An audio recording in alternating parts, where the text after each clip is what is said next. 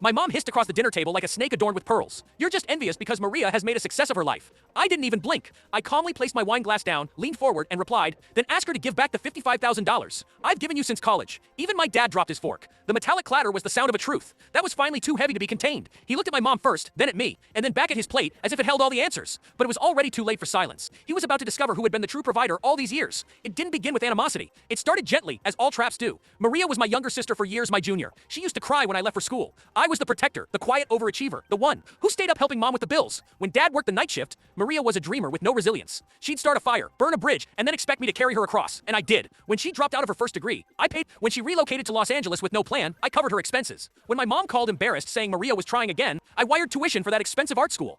$55,000 over the years? Silent money. No gratitude, no promise to repay, just silence. And my mom calling her the one who succeeded, I didn't recognize the betrayal all at once. It was a gradual erosion with small glances and meaningful pauses. On Thanksgiving a few years ago, Maria arrived in a luxury SUV. She had a new look and the same old lies. She toasted to her investors and winked at my mom. I inquired who was backing her business. She replied private funds and avoided my gaze as she said it. Later, I discovered printouts of my own emails in her pitch deck. My strategies, my numbers, and my market. Entry plan the very same one. I had drafted for my own startup but never shared publicly. She had stolen my plan, rebranded it, and sold it as her own to my ex-girlfriend. The woman I had built a business with, the woman who said I was too intense, the woman who ghosted me after I declined to take a back seat. When she wanted to be the public face of the company, they funded her using my money, my intellect, and my family's unquestioning loyalty to erase me. I didn't scream or confront her, I observed. I traced her LLC, found the offshore accounts, and built a timeline. I put my startup on hold, and instead took a job in compliance, a low-level position where I built credibility and collected credentials. Watch the complete video on our official channel and subscribe to stay updated.